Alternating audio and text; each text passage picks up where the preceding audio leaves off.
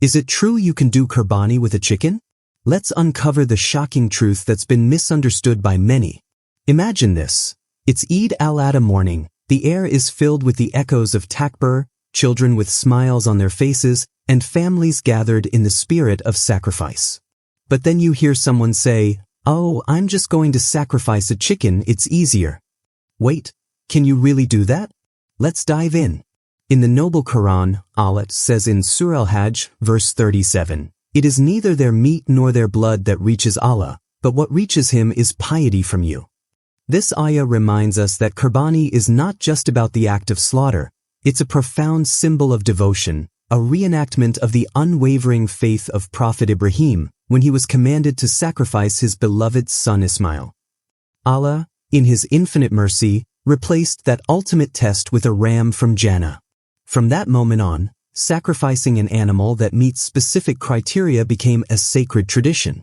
So, what are those criteria?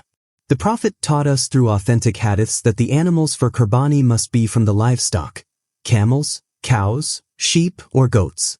Narrated by Al-Bara ibn Azib, the Prophet said, "Whoever offers a sacrifice after the Eid prayer has completed his ritual, and whoever does it before the prayer has not performed Qurbani." And he specified in another narration, "The best of the sacrificial animals is the camel, then the cow, then the sheep or goat." No mention of a chicken. But because chickens and similar poultry are not from the livestock mentioned in the Sunnah or the practice of the Prophet and his companions. Let's take a moment to picture the weight of this. The Sahaba, even in times of hardship, would strive to fulfill Qurbani with the prescribed animals, understanding the gravity of this Sunnah. A story from the life of Umar ibn al-Khattab comes to mind. He once saw a man offering a lame animal for Qurbani and he rebuked him, saying, "Do you want to give Allah what you wouldn't accept for yourself?"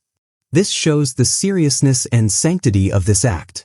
Chickens, dear brothers and sisters, are simply not part of the animals Allah and His Messenger instructed us to sacrifice for this great act of worship.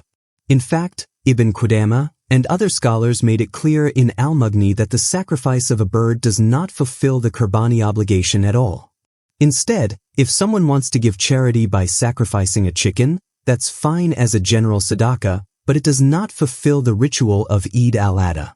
This is a crucial distinction.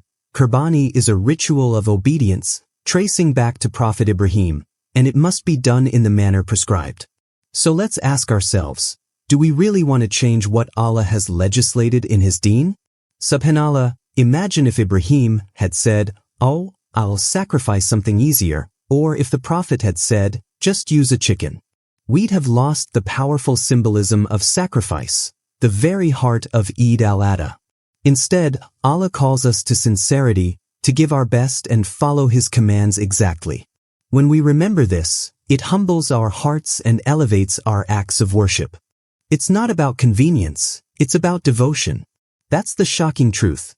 Qurbani is a specific ritual, a test of faith and gratitude, and chickens just don't meet the conditions set by Allah and His Messenger.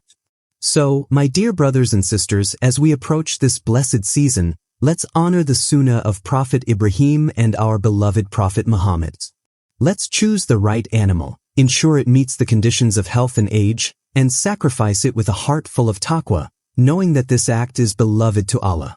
And if you see someone unsure, share this knowledge with them, not to judge, but to uplift them to fulfill this beautiful act in the way it was meant to be. May Allah accept our sacrifices, purify our intentions, and grant us the strength to follow His guidance with love and sincerity. Ameen. Let me know your thoughts, dear viewers. Have you heard this misconception about chickens before? What does Qurbani mean to you and your family? Share your stories and let's inspire each other to keep the legacy of Ibrahim alive in our hearts.